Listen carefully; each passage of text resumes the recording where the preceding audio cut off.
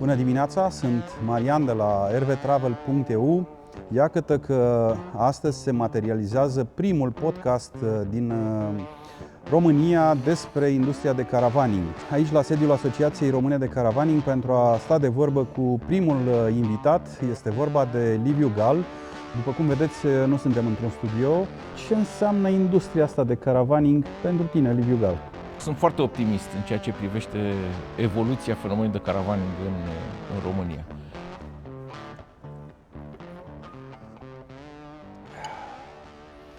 Bună dimineața, sunt Marian de la rvtravel.eu și venind de la CMT Stuttgart, m-am tot gândit, de fapt mă gândesc de mai mult timp la realizarea unui podcast în industria asta de caravaning din România. Iată că astăzi se materializează primul podcast din România despre industria de caravaning și evident că unde puteam să încep acest podcast decât la sediul Asociației Române de Caravaning. Am venit aici la sediul Asociației Române de Caravaning pentru a sta de vorbă cu primul invitat. Este vorba de Liviu Gal. Salut, Liviu! Salut, Marian! Și la mulți ani, că Doamne ajută! Ne-am văzut ultima dată în decembrie, la ultimul episod din 2025, aici la tine. Știu că tu la un moment dat atunci ai spus că e decembrie 2026, nu știu, probabil aveai vreo premoniție. Probabil, nu știu acum, adică să dea Dumnezeu să-l prindem și pe decembrie 2026, asta e clar. Evident, când vorbești liber, acum, ca să știe toată lumea că duble noi nu tragem sau de-astea, nu? Cum se cheamă? Se trag duble, sau chestii de genul ăsta. încercăm... Când vorbești liber, adică scuze. Exact. Vreau să fac o mențiune. Ăsta fiind un podcast, vreau să fie un pic mai aparte, adică nu vreau să fie... După cum vedeți, nu suntem într-un studio, suntem la sediul Asociației Române de Caravaning.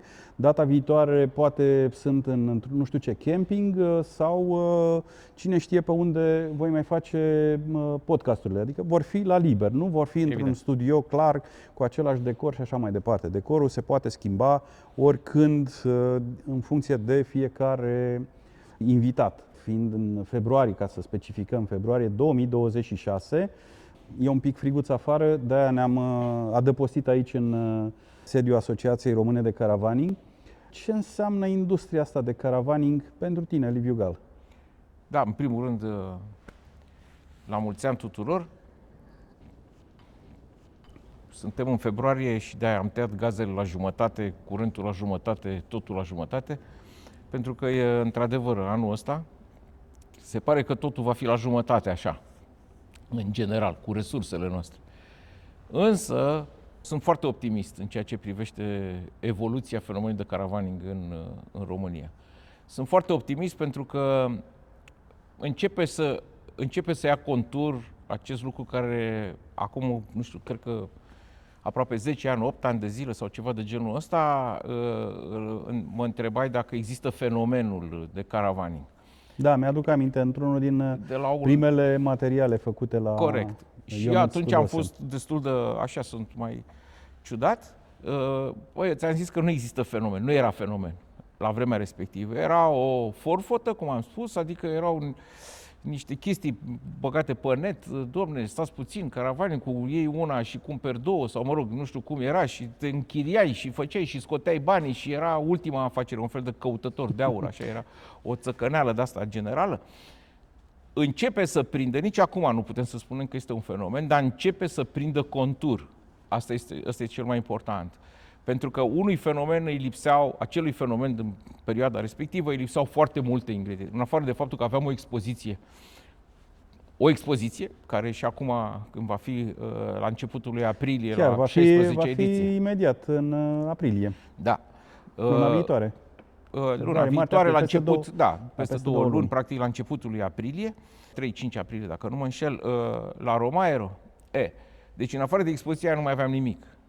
Nu aveam emisiunile tale, nu aveam... Atunci începuse și atunci a debutat, practic, RV și am și înțeles că vrei să aniversezi cumva toată treaba asta. Da, anul acesta fac o mică paranteză, fac 7 ani de canal de YouTube, fac 7 ani de când am mers la prima oară am fost anul acesta consecutiv la a 7-a ediție de la CMT Stuttgart. În august va fi a 7-a ediție consecutivă la Caravan Salon. Iată că este, pentru RV Travel, este egida 7. Cifra 7 asta se pare că este ceva important, adică și, da. Cifra să sperăm 7, că e și cu noroc. Păi nu văd de ce n-ar fi cu noroc. Nu este. E clar că acest caravan, dacă să-mi continui totuși ideea, între timp de atunci a evoluat destul de mult în ăștia 7 ani. Blogurile tale și filmele pe care le-ai făcut, îmi cer scuze, nu sunt obișnuit cu denumirile astea, nu știu cum se cheamă. Ca să înțelegi. Filmulez. Stai, eu sunt prea bătrân ca să mai înțeleg, crede-mă. Nu, adică și prea obosit. Adică eu le chem filme, niște filme frumoase, niște material, ca să facem așa un cuvânt ăsta total neutru, materialele care le-ai făcut, filmele care le-ai făcut, apariția festivalurilor, iar face parte dintr-un fenomen. Un fenomen nu poate exista fără aceste lucruri.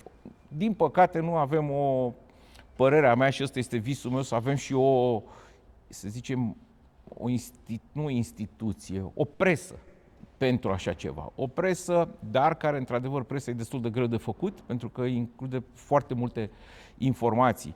De exemplu, eu îmi iau foarte multe informații din presa de specialitate, care, ce-i drept, este de sorginte franceză.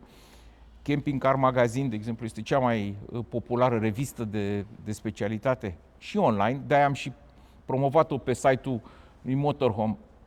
Am pus acolo ca lumea să deschidă, pentru că se poate astăzi traduce, deci nu trebuie să știi franceză, se poate traduce cu Google, cu nu știu ce. Deci poți programe de tradus. Afli fiecare zi câte un lucru. În loc să te uiți la o știre pe un canal de ăsta de știri, nu știu de care, în care să vezi că un copil și-a tăiat mama, unul a intrat cu mașina într-un pod sau nu știu ce Dumnezeu să mai... Apropo de chestia asta, scuze că sar de la una la alta, dar eu nu o să înțeleg niciodată cum poți să-ți începi dimineața cu o nenorocire.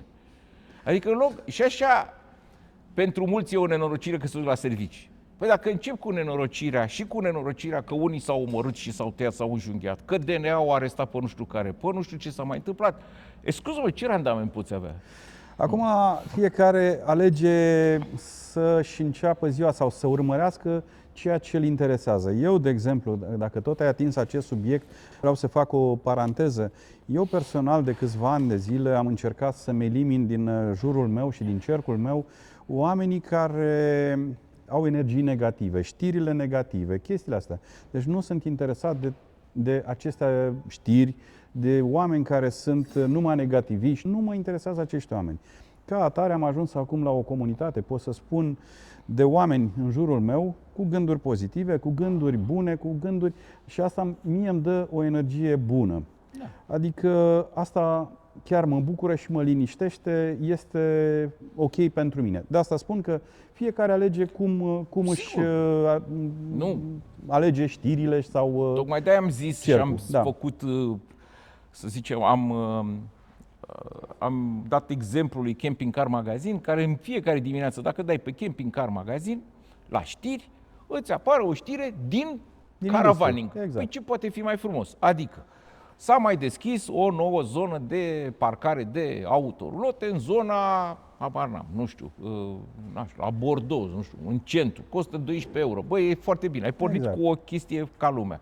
Producătorul X de autorulote își lansează nu știu ce gamă. Te interesează, nu te interesează, n-are importanță. Băi, e un lucru bun și afli că totuși lumea se mișcă. Exact. Pentru că aici, pe insulă, cum suntem noi, că noi suntem pe o insulă, cu un pod foarte subțire, așa, de lemn construit între noi și restul lumii, pe care, din păcate, puțin reușim să-l trecem așa cu adevărat, informațiile ajung foarte greu. Cea mai importantă informație care n-a ajuns în România a fost renașterea, adică totuși suntem foarte la marginea lumii și atunci toate fenomenele, tot ceea ce se întâmplă în Occident, pentru că caravaning-ul este un concept occidental, ca să fie clar, nu este un concept asiatic, oriental sau altceva, este un concept occidental care evident că în momentul de față noi prin Occident înțelegem Europa, adică și noi facem parte din Europa occidentală, dar suntem la coadă și informațiile astea ajung greu la noi. În toată deprimarea asta de care vorbeam înainte, vrei, nu vrei, pozitiv, nepozitiv, totuși nenorocirile vin peste noi grămadă, că nu putem să fim niște sihaștri pe undeva, care ar fi ideal. informațiile de genul ăsta din caravaning, caravaning este un fenomen care îmbucură pe toată lumea, pentru că înseamnă în primul rând vacanță, înseamnă libertate și orice e legat de chestia asta, probabil că are o impresie pozitivă asupra creierului. Ca să revin, într-adevăr, începe să pară un fenomen. Totuși, chestia asta. Începe să pară un fenomen, mai avem probabil câțiva ani, iar acestui fenomen, ca să devină fenomen, a fost unul dintre condițiile astea, a fost să avem și această asociație română de caravaning, care nu există fenomenul ăsta în alte țări fără o asociație ca a noastră. Mai mult decât atâta, suntem și membri în Federația Europeană de Caravaning, cum ar veni la Bloomberg ăla, sau cum se cheamă, la Davos. Adică suntem la Davos, înțelegi? Că toată lumea, de ce nu? Uite că la caravaning suntem la Davos, înțelegi? Adică suntem acolo. E adevărat, nu la masa principală, într-un colț undeva, nu contează, dar ești acolo. Și nu ești la masa bogaților, ești în aceeași încăpere, ceea ce e o mare lucru decât să fii în spatele ușii. Respiri același aer cu mai niște înțelegi oameni, ceva, da. mai înțelegi ceva despre ce este vorba, lăsând la o parte că face o impresie bună țării noastre, că și până la urmă și țara noastră trebuie îi suntem datori că ne-am născut aici, suntem români, măcar până chestia asta, dacă nu până altceva. Și atunci trebuie să facem chestia asta, să ne cunoască lumea, să știe că existăm. Asociația Română de Caravaning, site-ul tău și toate filmele tale și canale pe YouTube, expoziția, un număr deja din ce în ce mai mare de dealeri, de oameni serioși, de oameni care investesc în chestia asta, începe să pară fenomen. Știi? Probabil că îi mai trebuie foarte puțin și atunci vom putea spune, da, e un fenomen. Apropo de chestia asta, care este părerea ta vis-a-vis de ce ar mai trebui aceste industrii să fie, să spun, completă, sau mă rog, aproape completă, sau cât mai aproape de ceea ce se întâmplă în țările cu tradiție? Nu are nimic. Repet, avem câte puțin din fiecare, iar unul din light motivurile acestui podcast a fost și ultima situație anuală pe care o dă Asociația Română de Caravaning privind înmatriculările și starea parcului și câte mașini sunt și câte rulote de RV din România. Acum, la cât de puține sunt, totuși, și cât de tânăr este fenomenul, că vorbeai de ăștia 7 ani, la cât de tânăr este acest fenomen, noi le avem pe toate așa. Mai puțin, hai să zicem, cochetăm puțin cu chestia cu presa, cu informația. Deși și acolo sunt, dar sunt informații disparate, nu sunt toate băgate într-o singură entitate. În sensul ăsta am zis că nu există și ar fi bine să existe. Dar în rest le avem pe toate. Nu văd de ce nu, într-un viitor apropiat, o să fim o țară serioasă. Știi? Eu am obsesia asta cu țara serioasă. Adică să fim o țară serioasă, nu de palavragel, nu de oameni care vorbesc ca... Bă, concret, câte mașini sunt, câți ziariști sunt, câți oameni se ocupă de chestia asta, câte firme te întreabă cineva. Bună ziua, da, vreau să vin în România să fac un ceva legat de media, un reportaj, un ceva. Păi, nu, să stai de vorbă cu mine, care nu știu să fac chestii de genul ăsta. Știi că poți să iei din asta, uite, iei o persoană, te iau pe tine și zic, uite, intră în legătură cu domnul ca să poți să faci treaba respectivă. Sau, câți dealeri sunt? Vino încoace și uite, ți dau eu ăsta. Atenție, noi acum vorbim de cei care au înțeles fenomenul ăsta. Asociația Română de Caravaning nu conține toți dealerii și tot fenomenul. Da. Unii au ales să stea deoparte. Foarte bine. Au problemele lor personale cu alți membri sau cine știe ce filozofie, că fiecare are țăcăneala lui. Nu, asta e problema. Dar noi, ăștia cât suntem, putem să ne promovăm unii pe alții. Vine un turist, vin aici o grămadă de turiști la noi. Dom'le, ce să facem? Habar n-avem, n-am fost în România. Bă, poți să-i spui, normal, ce poți să spui? Poți să spui și pe ăștia care îi cunosc. Uite, du-te acolo la Sighișoara, du-te la Oradea, du-te la oriunde, du-te undeva unde știu și eu, unde oamenii respectivi au fost interesați cu adevărat de chestia. Cine o face clandestin, asta este problema. Dacă faci această activitate clandestin, că așa se cheamă, ca multe din activitățile în România, că de-aia și tragem destul de multe în urma astea, sunt clandestini. Sunt undeva unde nu știi, trebuie să cauți foarte mult pe net, trebuie să ai conturi pe Facebook, X, Pix, pe toate alea ca să dai de vreunul. De exemplu, atelier de reparații, păi să mă ierte Dumnezeu, nu știu dacă sunt 5 care au un site. Nu știu dacă sunt 5 care dau un mail, un newsletter. Dom'le, am deschis, am făcut, habar n-am. Eu nici nu știu, sincer. Aici pot să-ți confirm treaba asta, pentru că eu știi foarte bine că la un moment dat, până acum câțiva ani, încercam să fac niște statistici, să aflu, să vedem. E service, e atelier, e dealer, e camping, e nu știu ce. Crede-mă că știu despre ce vorbești, pentru că m-am lovit foarte mult în acei ani de, practic, lipsa de răspunsuri. Adică și acum, la ora asta, trimit un e-mail de informare, de exemplu, că se va ține, de exemplu, RV Fest, am primit câteva răspunsuri. Adică lumea nu răspunde, consideră că lasă că o să am timp până în mai. Nu e chiar așa, adică un eveniment ca și la Ionuț Tudose, la Caravan Motorhome and Adventure, și la el e foarte greu, pentru că și el trebuie să aibă o predictibilitate, adică trebuie să știe pe ce se bazează. Nu vin în ultima săptămână, hai că vreau și eu să intru la expoziție sau să vin la festival. Bun, asta ține până la urmă și de felul nostru de a fi. Sigur. Ai trimis zilele trecute un e-mail către membrii asociației cu informarea despre înmatriculările din România. Cum se prezintă? Ca să o luăm așa de la început, care este rostul? Rostul acestor lucruri, pentru că implică muncă, atenție, pro bono, ca să fie clar. O muncă de prelucrare a unor date foarte eronate, că sunt date publice, evident. Nu m-am dus să iau, să întreb pe fiecare dacă și-a matriculat sau nu. Deci sunt date publice, dar care sunt împănate de foarte multe nereguli, foarte multe inexactități. Și a trebuit să iei bucată cu bucată, ca să vezi linie cu linie, practic tot ce a venit, ca să vezi care este realitatea. Pentru că pe mine mă interesează realitatea. Nu știu, la noi în România chestia asta cu cifrele e o chestie foarte relativă. Nu știu, începând de la Revoluție, unde erau 60.000 de morți, s-a ajuns până la urmă la 1000. Adică, totuși, la 60.000 la 1000 e o diferență. Adică una e 60.000 și alta e 1000. Adică până la urmă, nu știu, chiar și chestia aia, nu știu, ai condamnat pe ăsta la moarte pe cineva pentru genocid la 60.000, normal că zici da, păi stai puțin că sunt 1000, nu că sunt puțini, Doamne ferește, dar 60.000 e una, 1000 e alta, adică nu, haideți să facem o comparație. Și de atunci am văzut că se tot rostogolesc niște cifre astea care nu sunt exacte. Toată ideea asta a venit ca să creăm acest fenomen. Fenomenul ăsta se bazează pe statistici, să vedem câte sunt matriculate, câte nu. Evident, pentru publicul larg, cele mai importante, să zicem, e un rezumat, că de-aia am făcut și niște concluzii acestui raport anual, este parcul. Câte RV-uri sunt? Pentru că asta este prima întrebare care te întreabă cineva, o autoritate, în momentul în când te duci și ai o inițiativă. Nu știu. Să facem, nu știu, să le încadrăm într-o altă clasă de impozitare mai mică.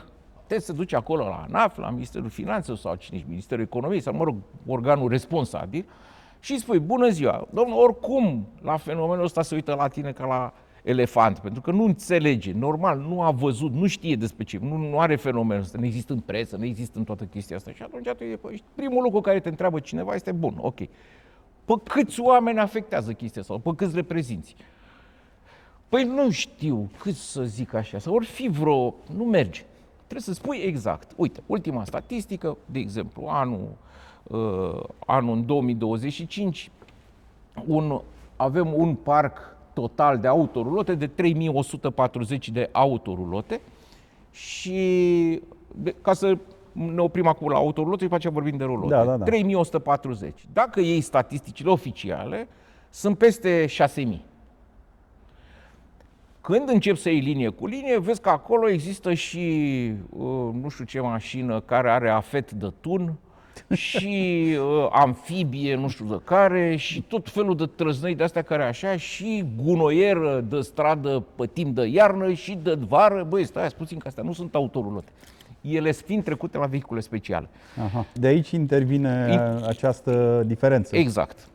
Problema este că, aici e o chestie, orice țară trebuie să raporteze treburile astea mai departe.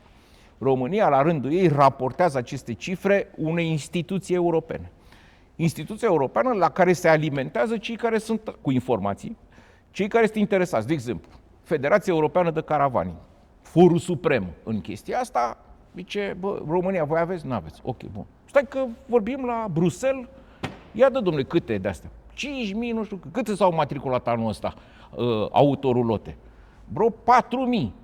Bă, zic ea, bă, dar e țară, mă, se potrivește 23 de milioane sau 20, 18, cât o mai fi, cu 4.000. Bă, e bine, asta e țară ca lumea.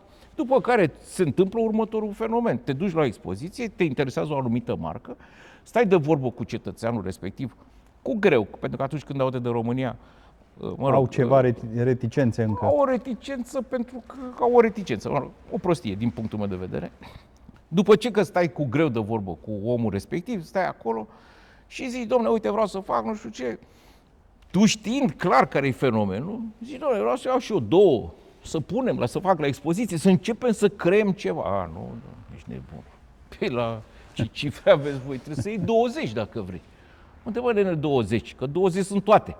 Nu, tu vrei să vinzi în România, de unde să fii? Nu e, dom'le, că noi avem alte cifre. Și atunci mai venit ideea, băi, haideți să-i punem pe oamenii ăștia în realitate, să-i aducem în realitate.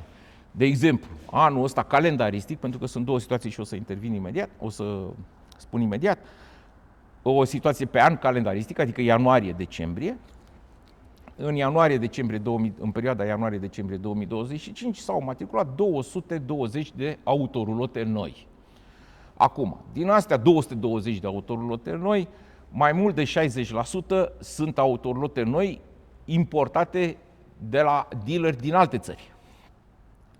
Asta înseamnă că au mai rămas aici pe undeva, piața internă, să zicem, dealerii își dispută undeva la 60 de autorulote. Grosomodă vorbesc. Deci anul ăsta, în perioada ianuarie-decembrie, s-au matriculat 220 de autorulote noi, dintre care 60%, mai mult de 60% sunt importate de la dealeri din altă țară, deci nu dealerii autohtoni. Deci nu din România. Nu din România. Venite din alte țări.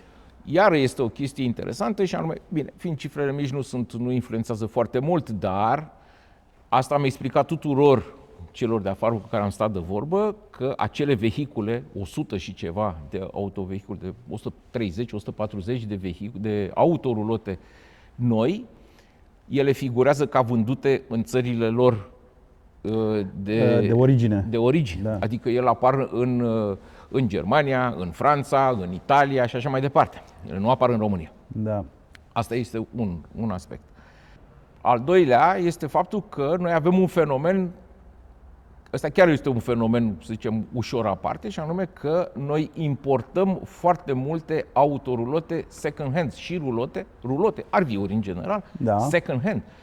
Ceea ce e un fenomen care aproape că nu există în Germania, în Italia, în Franța, pentru că niciun francez nu o să-și importe un camper din Germania, chiar și second hand, pentru că piețele lor sunt suficient de mari și apoi în mentalitatea lor nu există să faci 2000 de kilometri, să te duci până cine știe unde, să iei așa și să vii înapoi. Dar asta probabil și datorită faptului că ei, cum ai specificat, Germania, Franța și alte țări au o istorie în spate. Da. Adică, evident. Noi încă, cum ai spus, suntem la început și...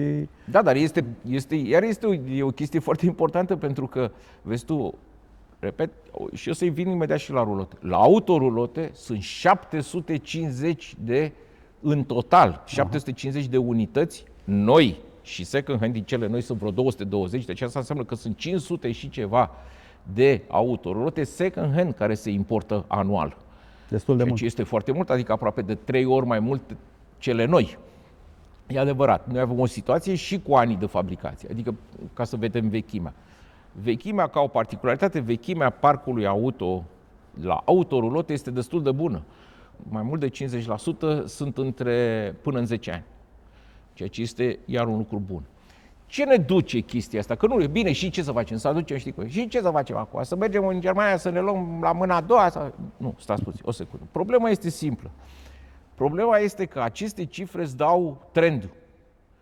Oamenii care își cumpără acele 550 de autorulote second hand din Germania, Franța, cum am zis, ei vor fi cumpărătorii de mâine de pe piața autohtonă.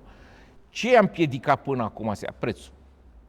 Prețul este cel care oamenii sunt dispuși să dea 25, 30 de mii și așa mai departe de euro pe un camper, nu au 70, 80, 90, mai ales că acum au crescut prețurile foarte mult, dar 20 de mii au.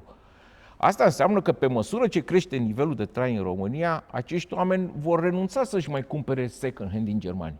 Pentru că, odată, parcul din România va crește și atunci poți să le cumpere din România fără niciun fel de problemă, chiar și la un preț mai mare.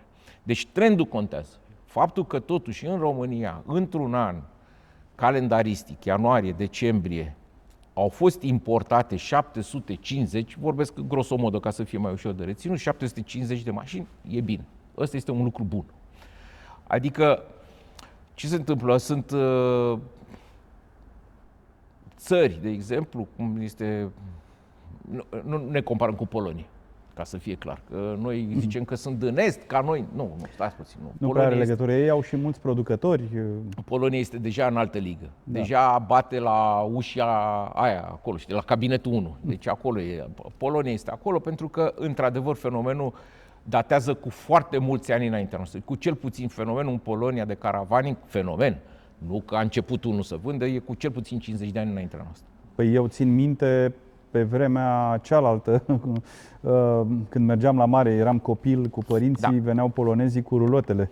Da. Ți-aduce aminte? Da, și cu echipamente de camping, scuză. Da.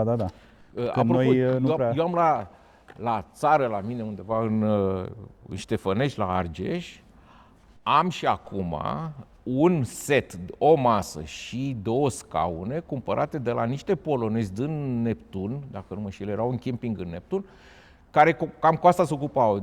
Ei veneau la sfârșitul sezonului, vindeau tot echipamentul și corturi, vindeau tot. Ca să nu le mai ducă înapoi. Că și cumpărau de mâncare, atenție. Deci asta eu țin minte, asta era până anii, hai să zicem, 70 și ceva. Deci până anii 70 cumpărau de mâncare, zahăr, făină, nu știu, habar n-am, ulei, nu știu ce, așa, pentru că la noi erau, la ei, habar n-am dacă erau sau nu erau, dar le convenea mai mult, probabil prețul era mai bun. Probabil. Și își vindeau tot echipamentul. Vreau să zic că această masă și cele 2 scaune, evident, sunt uzate, nu mai sunt noi, dar sunt funcționale.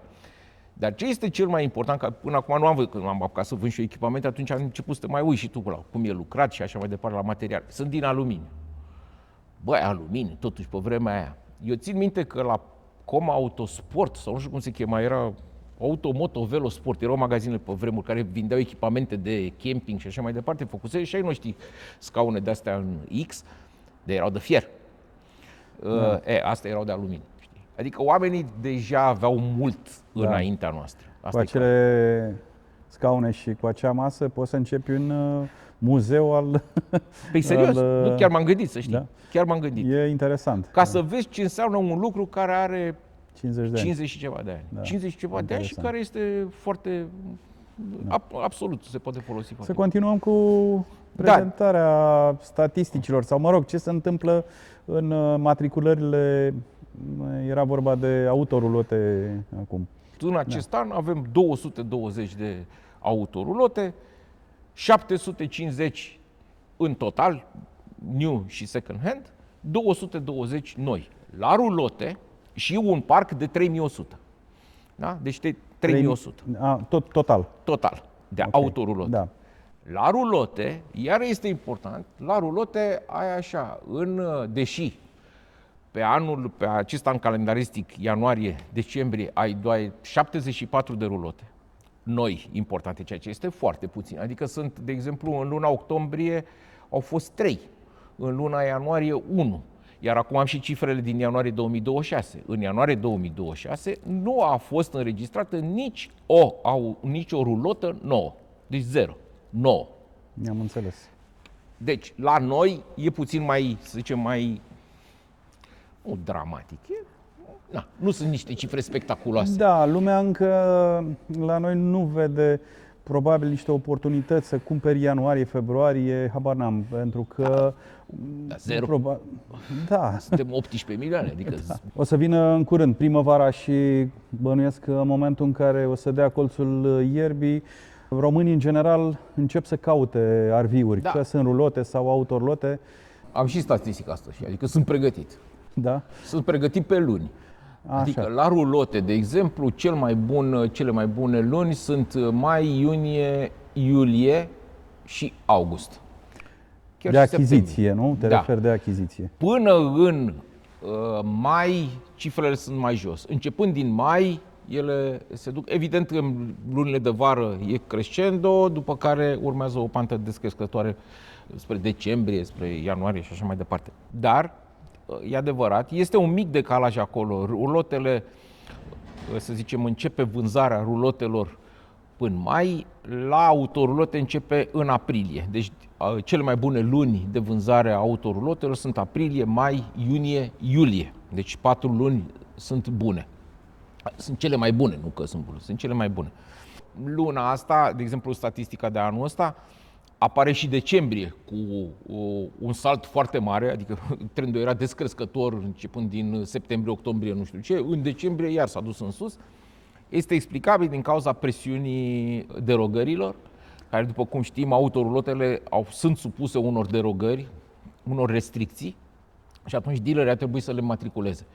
După, de exemplu, prima derogare expiră luna asta în februarie, pe 28 februarie și atunci cam toți care au avut autorulote pe stoc a trebuit să le matriculeze. Deci cifra de decembrie este o cifră eronată. Asta nu înseamnă că s-au cerut atât de multe autorulote. Ele, e o presiune. Ele au fost înmatriculate, dar de către dealer, nu au fost înmatriculate de către clientul final. Da. Dar asta este o particularitate. Deci este puțin decalat, dar ăsta este un lucru iar interesant. Vezi tu, norocul face, pentru că nu cred că Ionuț acum s-a gândit el să pună târgul pentru că avea asta, că de-abia au apărut statisticile. Da? Dar norocul face ca expoziția noastră de la sfârșitul lui martie, începutul aprilie, anul ăsta fiind în aprilie, să marcheze practic începutul achizițiilor de autorulote. La rulote, practic, ele debutează cu începutul festivalurilor, adică mai, iunie, iulie, adică se decalează cu o lună și ceva.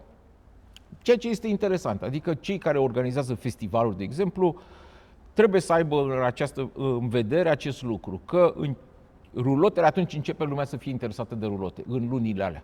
Iar cei care vând rulote, și în special rulote second hand, pentru că o să explic acum puțin ce înseamnă rulote second hand și rulote noi, e o oportunitate de a se expune în timpul acestor festivaluri, pentru că atunci e perioada cea mai bună.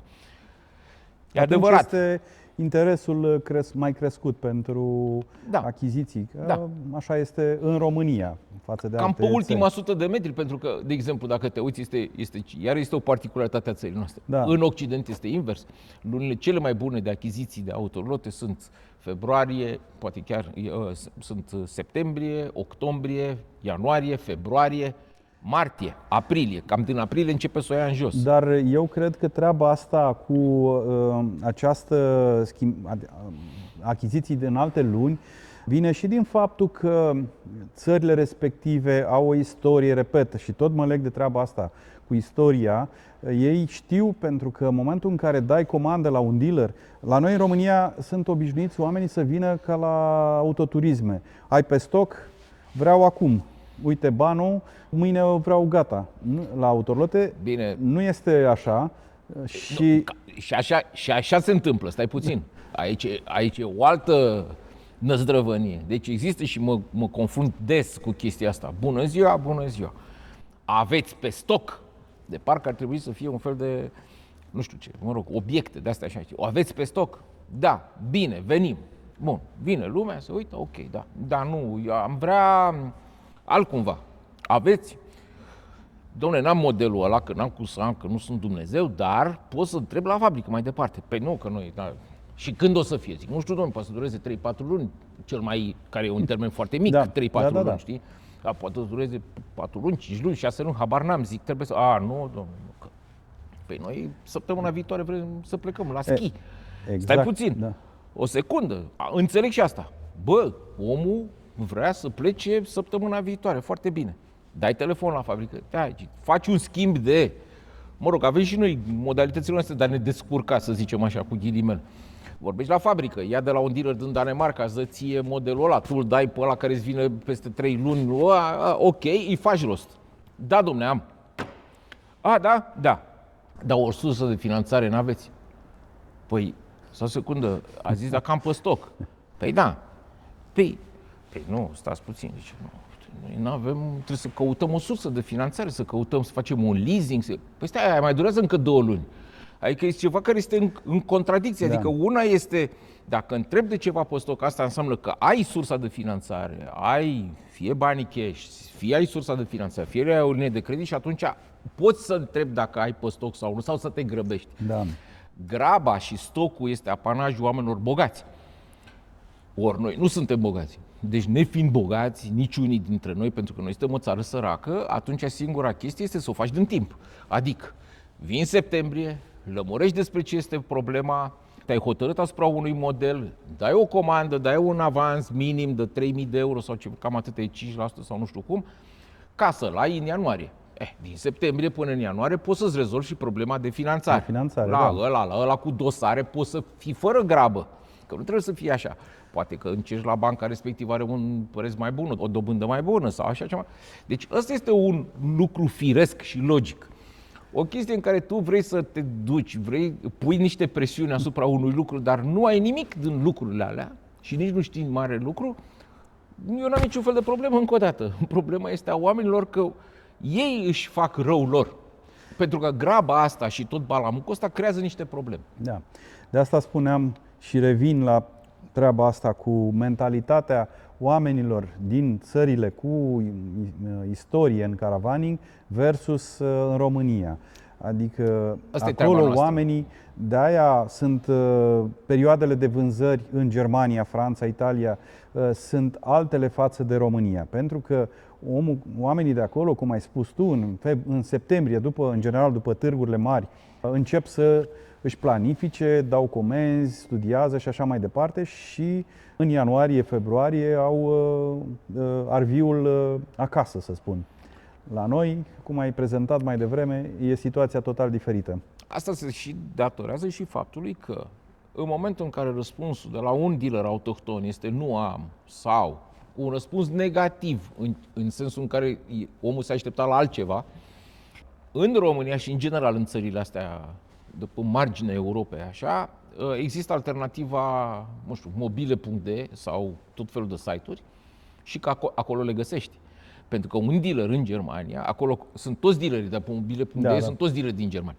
E imposibil să nu găsești ce vrei tu acolo, pe site-ul lor. Și atunci, din cauza asta se explică aceste mai mult de 150 de înmatriculări de la dealeri de afară. Da. Nu are dealer din România, foarte bine. Am găsit-o. Gata, enter. De regulă.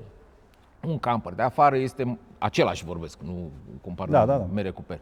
Același lucru, în Occident este mai scump cu vreo 2000 de euro, prețul lui, iar plus transportul. Adică dus în toți care mai înseamnă de regulă încă vreo 2000 de euro cu toată cheltuiala. Hotel, mașină, închiriat, balamuc și așa mai departe. Deci, tu îți cumperi de afară o mașină cu 4000 de euro mai scump. Și în plus de asta mai e o problemă cu servisarea.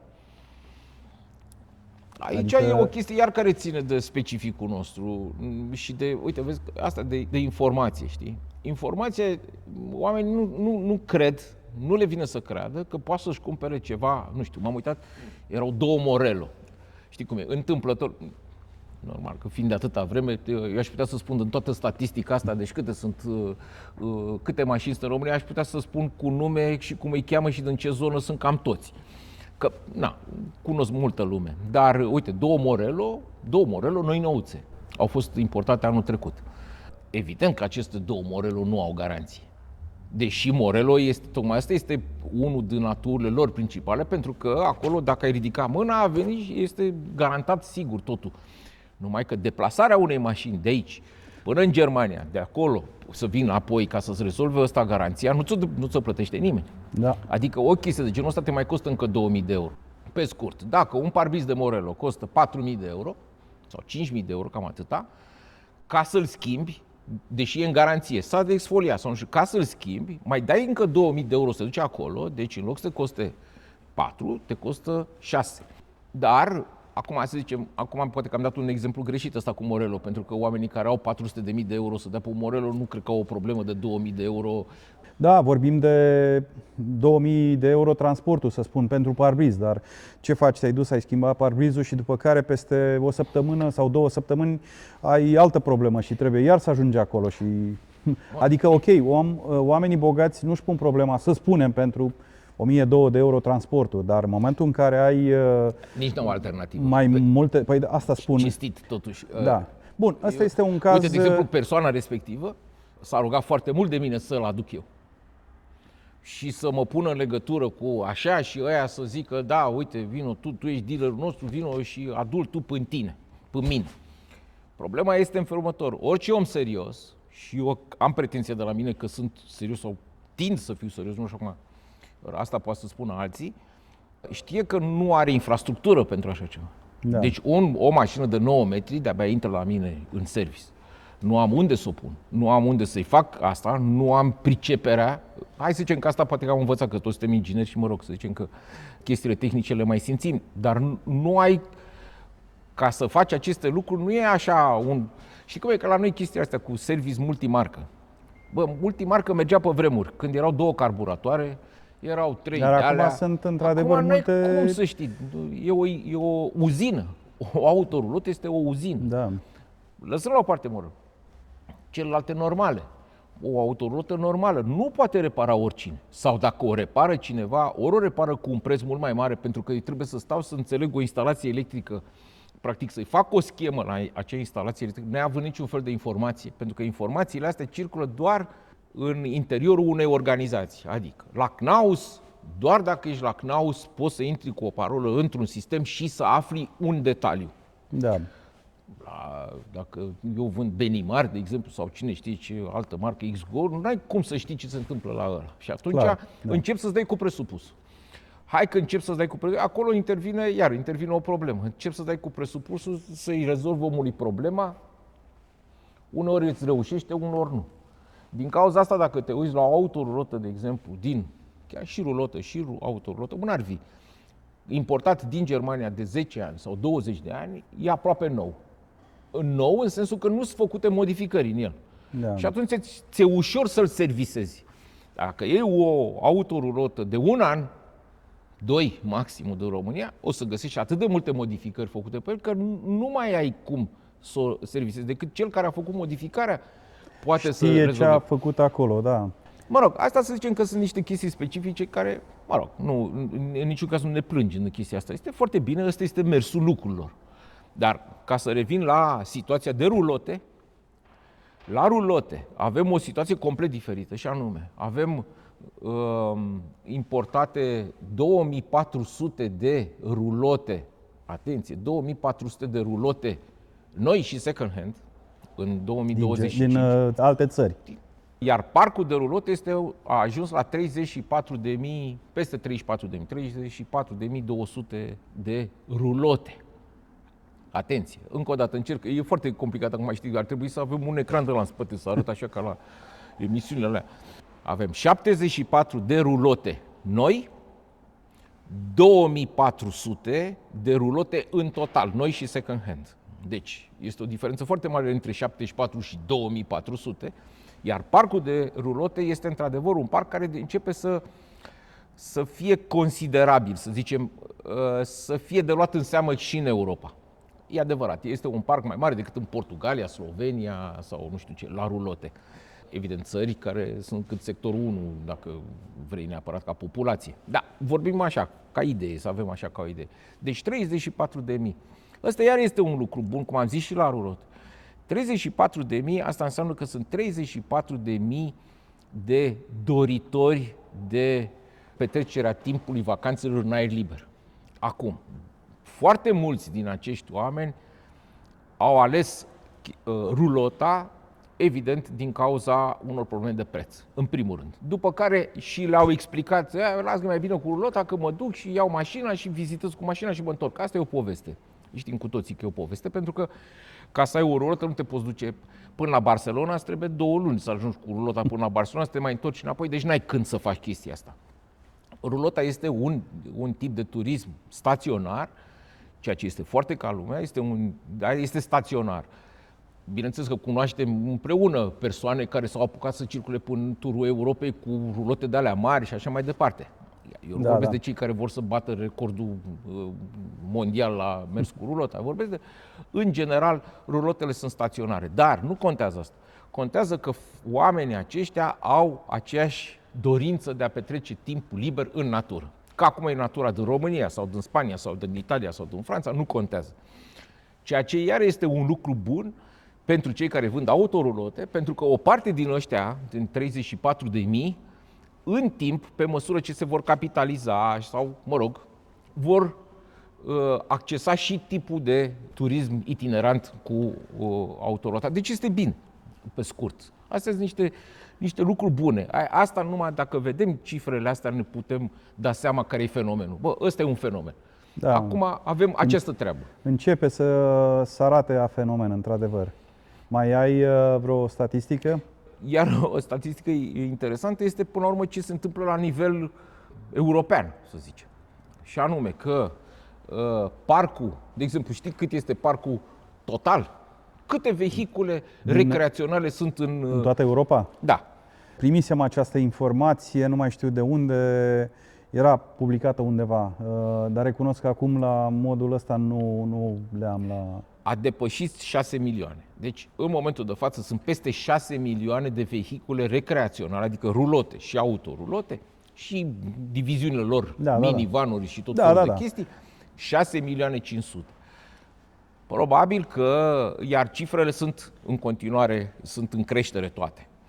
Sunt 6 milioane 500. 6 milioane 500 de rulote, asta înseamnă că sunt 6 milioane de oameni. Dacă punem la un vehicul recreațional 3 oameni, să zicem în medie, da? 3 oameni, avem 18 milioane de oameni. Aproape întreaga populație a României. 18 milioane, tu îți dai seama, 18 milioane de oameni care circulă în această filozofie.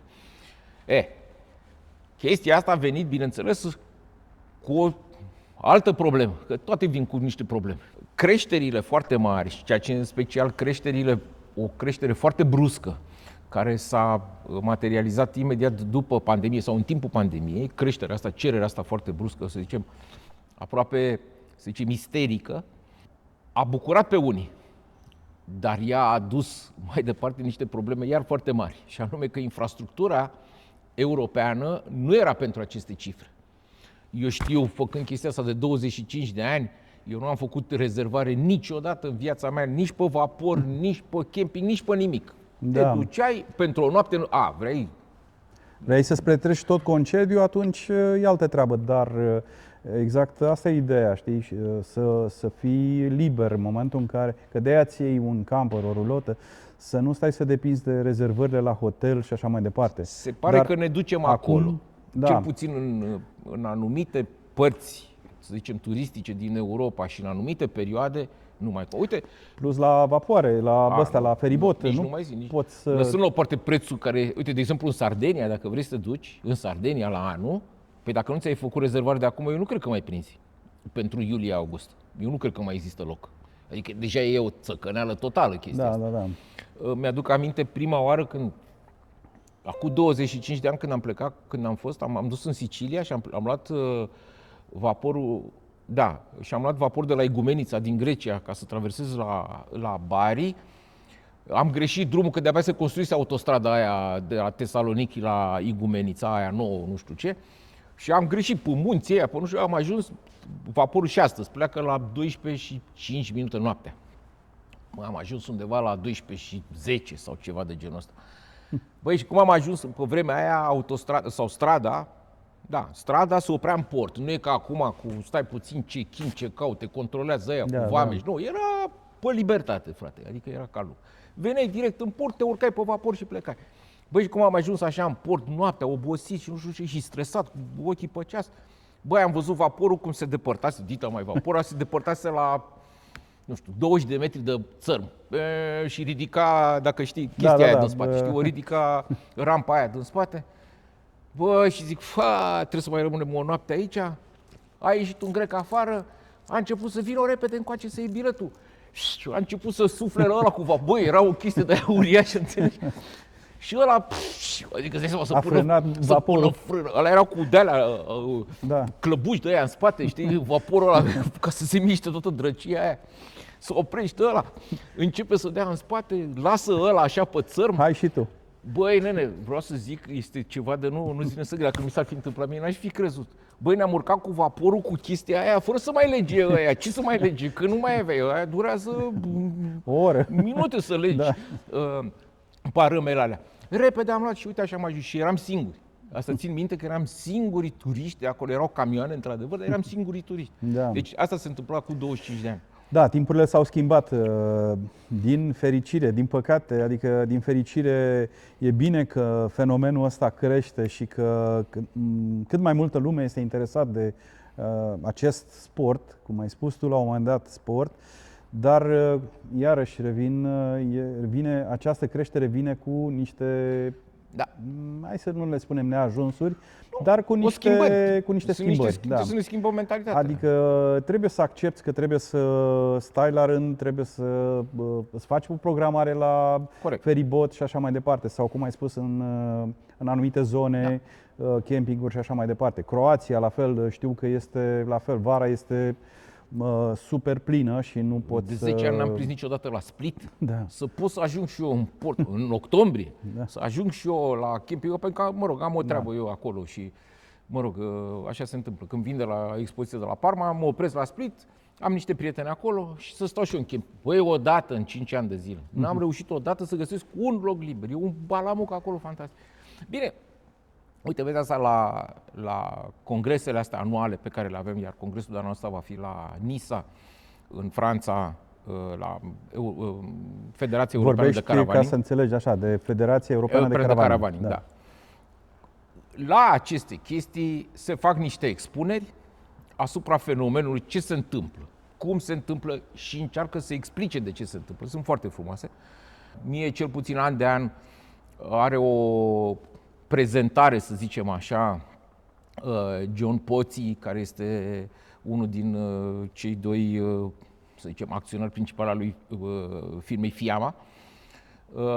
Un tip foarte, foarte ca lumea. L-am văzut și anul ăsta la CMT. Da, ei sunt, de fapt, este Charles și John, care sunt, deși au nume britanice, pentru că tații lor sunt britanici, mamele sunt italience, fiind familia Poții, cea care a fondat firma Fiamma cu 80 de ani. Dar John, ca să vorbesc așa, are o prezentare foarte frumoasă, are un talent anume de a spune lucruri și accentuează asupra unor probleme. De exemplu, toată nebunia asta care se întâmplă astăzi, că e clar că se întâmplă o nebunie cu caravaning-ul, se datorează mai multor chestiuni, nu numai vânzările de autorulote, ci și a apariției unor fenomene interesante în societate. De exemplu, oameni care circulă singuri, ceea ce nu s-a întâmplat până acum. O să descoperi foarte multe lume care circulă singur, cu un câine. Singurătatea este o chestie, ei au explicat-o, sau John a explicat-o prin faptul că de fapt nu sunt singuri, ci rețele de socializare dau impresia că sunt mai mulți. Pentru că caravaning-ul, în sinea lui, creația lui, nu e altceva, el, cum a fost acum 60-70 de ani, el a fost creat ca o social media. De fapt, într-o chestie de genul ăsta s-a adunat lumea într-un camping și se simțea bine, este contrarul a ceea ce percep românii. Unde mă, în camping, în înghesuiala aia? Stați puțin. Exact, asta plăcea. Exact ce se întâmplă pe rețelele de socializare se întâmpla atunci în camping. Da, numai că era uman. Era uman, asta spun, da. Adică era o reacție umană. Da. Acum este în mediul online, practic, spui ceva, spui salut, nu știu ce și lumea îți răspunde. Dar lăs la o parte că nu știi cui spui. Da. O să fie bot de ăla sau nu știu cum se cheamă. Da. Dar în camping te uitai efectiv în ochi și discutai face-to-face, ceea ce, din păcate, în ultima perioadă se cam pierde treaba asta. Pentru că a intrat rețeaua de socializare asta virtuală, care asta a redefinit totul. Eu cu aceste întâlniri, festival, spune cum vrei, taman asta vreau să încerc să fac, să pun omul față în față, să discutăm față în față, cu o halbă de bere, cu un pahar de vin, seara la foc de tabără, că că ăsta practic este spiritul acestui fenomen, acestui sport, caravaningul. Să ieși în natură. Cel puțin a unei generații ca a noastră, că și aici avem o problemă.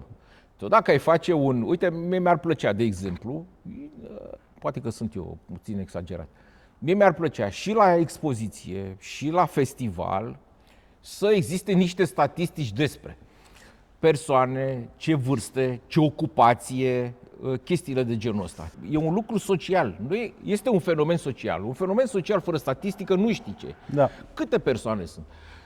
Eu am impresia, neavând cifrele, am impresia că lucrurile de genul ăsta se adresează unui anumit tip de generație. De exemplu, o generație tânără, eu am observat de foarte multe ori, oamenii ăștia tinerii vin cu o preconcepție. Deci, nu, domnule, că e un bal, eu nu vreau, dar ai fost vreodată? Nu, n-am fost, dar nici nu mă interesează. Oamenii ăștia vor să meargă singuri, dacă se poate, cât mai departe posibil. Nu știu, până în Africa, până în Madagascar sau nici nu știu, până în altă parte. Cam asta este ideea. Dom'le, ce vrei? Vreau să mă duc foarte departe, vreau să mă duc nu știu unde, singur. Cred eu că acești oameni nu să vină la festival. Da și nu, sau pot veni pentru a-și expune poveștile, aventurile. Eu am mai constatat așa că există două tipologii, să spun, de turiști, sau nu de turiști, două tipologii de călători. Este vorba de călătorul tip turist care merge pentru relaxare, cu un program stabilit, el vrea să facă aia, vrea să facă aia, și mai există tipologia de aventurier. Aventurierul care s-a urcat în mașină, în camper, de exemplu, și pleacă fără program, nu îl interesează unde, sau ia pas cu pas, fiecare următoare oprire o programează cel mult cu o zi înainte. Pe când turistul se duce 3 zile în locul ăla, 5 zile în locul ăla, își face un program. Să știi că am observat, este un trend în treaba asta cu călătoriile astea. Bine, evident nu în Germania sau în Elveția sau nu știu, n-ai unde să te duci. Și apropo, fac o mică paranteză, anul trecut stăteam la camping la Cristi acolo, da. Și au venit 2 austrieci cu 2 dubițe de-astea micuțe și fiecare cu câte, nu știu ce era, Renault Trafic sau ceva de genul, dar fiecare în spate avea câte o platformă mică cu câte un ATV. Au stat o lună în camping acolo ca să se dea cu ATV-ul și să dădeau în zi de zi. Și am întrebat, ok, păi zice, la noi nu avem unde să ne dăm, adică exact pe treaba asta. Au venit în România, că în România se putea da cu ATV-ul, că în Austria n-ai unde să te dai cu ATV-ul. Adică l-ai, dar în afară de să te plimbi în curte 2 metri, n-ai ce să faci cu el. Da. Și asta este și cu campervanurile în general de expediție. Evident că nu se duc cu ele și se plimbă în Germania sau Austria sau Elveția. Se pleacă în țări mai calde, ca să spun așa. Da. De la Maroc încolo, în jos. Da, a luat. Da. Este clar că a luat amploare. Dar apropo de expediție, uite, finii mei, când au hotărât să plece, ei locuind la Paris și, sătui de viața de la Paris și de ipocrizie și de toată chestia asta care ne învăluie pe toți, negativă, au vrut să plece. Cea mică Ilinca avea 8 luni, un copil de 5 ani și unul de 7 ani. Deci aveau 3 copii. Au cumpărat un camper, pentru că noi ne cumpărasem înainte, în 2004 ne cumpărasem noi în 2005 sau 2006. Și pe aceea au luat un Iveco cu alcov, o Arca.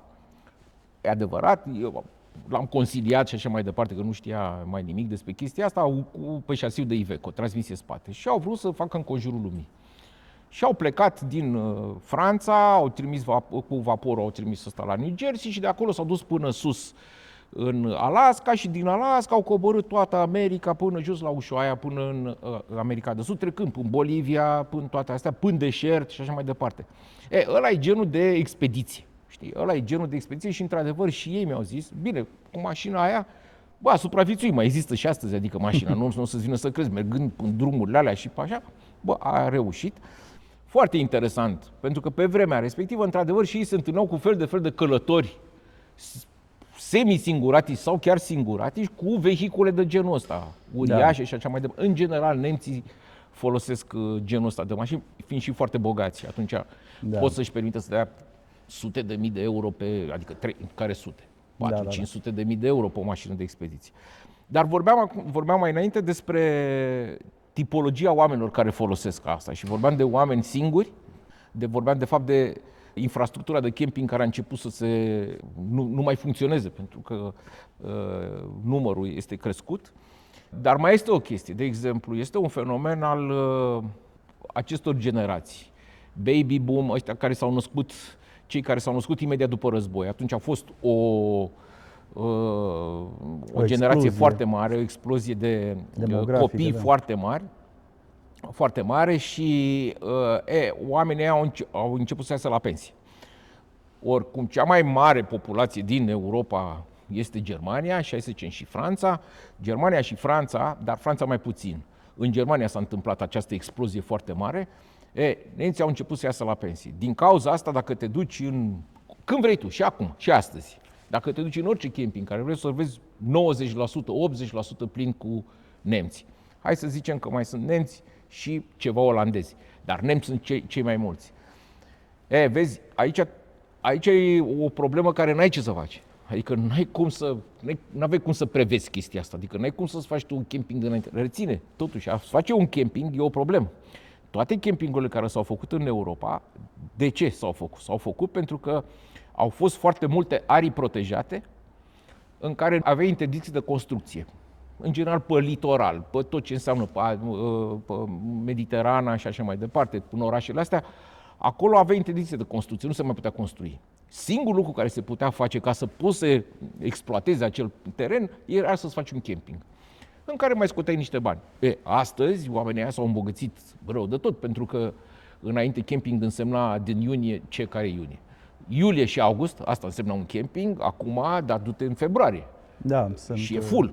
Sunt pline, da. De Revelion în Europa, campingurile au fost, știi că să nu folosim 100%, 90% plin. Da, așa este. Deci nu găseai un loc de camping, un loc liber de Revelion. Bă, de Revelion totuși. Bine, da. Ok, de Revelion, Draghignon pe la Saint-Tropez erau 15 grade. Adică era plăcut, nu era o problemă. Dar totuși, era full. Iată, am ajuns și spre sfârșitul acestui podcast, prim podcast. Vreau să tragi concluziile, un rezumat pe scurt, despre situația înmatriculărilor din România. Da, știi cum e, să revenim la oile noastre, că... bun. Că de ale altora ne-am săturat. Da, exact. Bun. Problema este în felul următor. Este o piață mică, dar este o piață în plină dezvoltare, pentru că este o piață foarte tânără, având ăștia 7 ani, să pronunțăm de poate ne aduce noroc ăsta cu 7. Fiind doar de 7 ani, practic, este o piață mică, dar în plină dezvoltare, pentru că toate cifrele care le avem până acum ne arată că este în creștere, ceea ce este un lucru foarte bun, nici măcar nu stagnează. De menționat faptul că în Europa cifrele sunt în coborâre, au stagnat un pic, dar își continuă descendența și asta din cauza faptului că a fost o creștere foarte mare în timpul pandemiei și automat după urmează reculul, știi. Este o piață în creștere, peste 3.000, parcul de autorulote este peste 3.000, 3.100 și ceva, 3.200 de autorulote, iar parcul de rulote este undeva la 34.000. Deci în total avem în jur aproape 40.000 de vehicule recreaționale pe stradă. Ca bani, pentru că asociația noastră totuși e o asociație profesională, adică ne interesează și cam câți bani se învârt în toată povestea asta de vânzări de rulote și de autorulote, pentru că fenomenul implică și campinguri și alte infrastructuri la care nu avem acces, nu avem date să știm cât s-a investit și așa mai departe. Deci asta înseamnă că după estimările mele, sunt undeva la 25 de milioane de euro anual sunt investite în autorulote și probabil în jur de 4 milioane în rulote. El având prețul mai mic și ponderea cea mai mare fiind rulotele second hand. Deci, 2400 de rulote s-au matriculat anul ăsta în total, iar campere undeva la 700 și ceva, hai să zicem 800 de campere autorulote anual. Putem spune că fenomenul, în general, cu piese de schimb și cu tot ce e, probabil că se ridică undeva la 35 de milioane de euro, ceva, am estimat eu, neavând foarte multe cifre, dar așa din capul meu. Deci cam 35 de milioane de euro se învârt anual, se cheltuie anual pentru acest fenomen, excluzând de aici și, repet, cheltuielile privind campingurile și infrastructurile de camping, care nu avem niciun fel de statistică. Apropo de chestia asta, vezi, când o avem e de bine, dar la campinguri nu avem nimic. Noi nu știm câți turiști străini sunt în România, câți turiști români sunt în România, ce se raportează la nivel de camping. În mod normal, toate instituțiile de cazare, cum zice fratele Străteanu, de unități de cazare mobile, îmi place foarte mult termenul, ar trebui să aibă o raportare către Ministerul Turismului, câte, cum și așa mai departe. Acum, eu nu le cunosc pe astea. Bine. Poate că există, poate că nu există, habar n-am. Aici cred că vreau să te întrerup un pic. Probabil că aceste unități mobile de cazare, respectiv campingurile, probabil că nu toate sunt încă acreditate ca să poată raporta aceste situații. Evident că nu sunt. Da. Nu sunt nici acolo. Este undeva, e într-o zonă destul de gri toată problema. Deci nu știm până la urmă despre câți bani este vorba total, ce înseamnă fenomenul ăsta. Uite, vezi, asta îi mai trebuie ca să fie un fenomen. Apropo că ziceai, ce ne mai trebuie, ce crezi tu că ar mai trebui să fie un fenomen? Da. Chestia de infrastructură pe care noi nu cunoaștem deloc. Chestia de infrastructură, chestia de număr de turiști. Nu știm câți turiști itineranți sunt în România. Străini, români, nu știm ce grupe de vârstă, care sunt tineri, nu știm ce tip de familii, cu copii, fără copii, seniori și așa mai departe. Nici nu știm absolut nimic despre fenomenul ăsta. Asta nu este un lucru, mie mi-ar plăcea să știu toate treburile astea, mai ales că alte asociații publică rapoartele astea.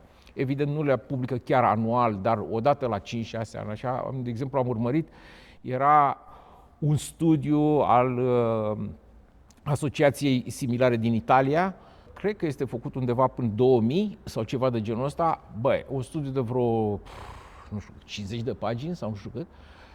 Tot, cât cheltuie un turist, cât cheltuie pe zi, cât cheltuie cu mâncarea, cât înseamnă cifra de afaceri a tuturor campingurilor din țara, din Italia, câți turiști sunt de acolo din străinătate și că sunt italieni și așa mai departe. Băi, un lucru că dacă ai vrea să-ți deschizi un camping, de exemplu, zici că la noi nu există investiții. Pe nu există pentru că cineva care vrea să vadă și el o cifră. Dacă vrea să vină un dealer, vrea să construiască, știi că era aia, că domnule, o să vină un mare constructor și să construiască în România campere. Nu să vină, domnule, nimeni fără să aibă o cifră. Nu vă închipuiți chestia asta că o să vină, că era tâmpit. Vine, de ce a venit în Polonia? Păi în Polonia cifrele spun ceva, 100 și ceva de mii de autorulote, este parcul lor, de 150.000 de autorulote. S-au gândit aia, băi, la o populație de 40.000 sau câte sunt, vreo 30 de milioane sau 35 de milioane. Atunci e cazul să facem și o fabrică. În România nu o să vină nimeni, pentru că nu o să aibă nicio cifră. Și acum când le are, cu atât mai mult să zică, Doamne ajută, bine că n-am venit, pentru că de fapt aici sunt 5 autorulote toate. Dar, ca să nu fim pesimiști, este foarte bine, este un fenomen în creștere, nivelul de creștere este foarte bun, chiar este de la an la an, cel puțin două cifre, adică 20-30% crește parcul de registrările de autorulote. Este un lucru bun, este un lucru pozitiv, iar eu mă aștept ca în anii următori, deși sunt ani de criză, asta e clar, e o criză globală, nu e, asta nu e o, așa, nu că s-a mărit curentul sau nu știu ce. Locală. Nu. Evident. Și local. Că la noi știi cum e, când vine o nenorocire, vine cu tot, la pachet, știi? Eu cred că acum, ce s-a demonstrat în societățile civilizate, fenomenul ăsta a crescut atunci când societățile au fost în criză. Deci atunci când a fost o criză, fenomenul ăsta a început să crească. Acum este vorba și de fenomenul acceleraționismului, se cheamă. Mai degrabă este un concept filozofic în care noi vedem foarte repede lucrurile. Lucrurile se parcurg foarte repede. Apropo de chestia asta că oamenii nu au timp să gândească, să-și facă comenzi din timp și așa mai departe, din cauza faptului că nu mai există timp să se gândească. Nu mai există timp să se gândească când să meargă la festival. Pentru că totul se desfășoară extrem de repede, în fiecare zi. Se taie un salariu, se construiește ceva, se pune un pod, apare o bombă, vine Trump, vine nu știu cine, apare o... Băi, când crezi tu că ar putea să se gândească unul în toată avalanșa asta de informații Auzi, bă, dar Marian are și un festival, bă, mi-ar plăcea să... Când? Mi-ai zis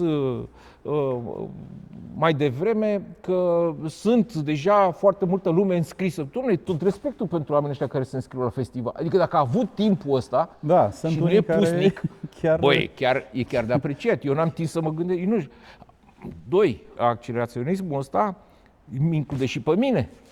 Păi de-abia e CMT. După CMT este CMA-ul, care e al nostru, nu? CMA-ul, Caravan Motorhome Adventure, nu? Da. CMA-ul. După CMA vin convențiile.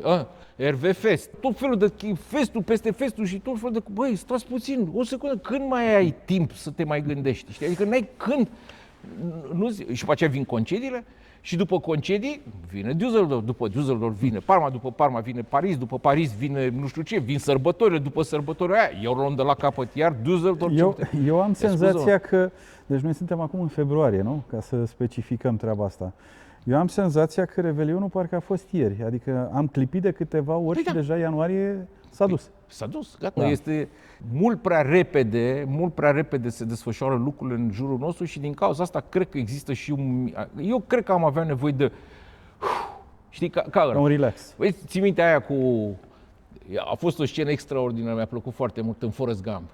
Alerga ăsta, știi când alerga, a murit mama lui Parevis și a luat-o, a nebunit și a zis, băi, run Forrest. Și a început să alerge, știi, omul alergă ca și a zis, a avut el o problemă.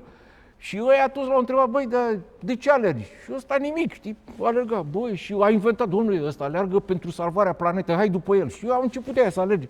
După care se mai întreb, domnule, ăsta e pentru copiii din Africa. Da, băi, și noi, știi? Și s-a adunat în spatele lui, ăsta avea barbă, băi, s-a adunat 1.000.000 de oameni în spate, fiecare cu altă problemă, ca la noi la Revoluție. Unul vrea butelie, unul hârtie igienică, dar toți aveau o problemă, se duceau încolo, știi? Da. Și s-a dus toată lumea acolo și la un moment dat ăsta, mergând, știi, pe drumul ăla lung, așa, în America, cu barbă, așa, trecuseră ani, se oprește și ăia toți în spate, guru ne zice ceva, știi?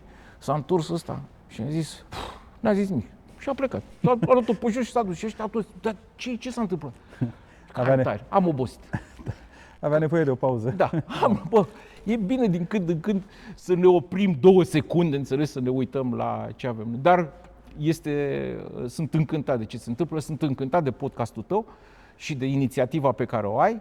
Este foarte bună. Sper ca toată lumea să se uite, să fie, adică, e un fenomen care trebuie întreținut. Liviu, mulțumesc pentru faptul că te-ai oprit din alergarea asta zilnică și ai avut timp o oră și ceva să stăm de vorbă în liniște la o cafeluță, chiar dacă vremea nu e atât de călduroasă și e februarie totuși. Subiectul este cald. Subiectul este cald. Încă o dată îți mulțumesc că te-ai oprit din timpul tău și mi-ai alocat acest timp să stăm de vorbă. Mulțumesc și vouă, celor care ați urmărit acest podcast. Numai cu ajutorul vostru există și va exista acest podcast dacă veți urmări în continuare. Dacă, nu știu, aveți ceva sugestii, idei, vreți să ascultați anumite informații despre industria asta de caravaning, puteți lăsa în comentarii la video. Vă mulțumesc încă o dată și să ne auzim cu bine. La revedere! Ciao!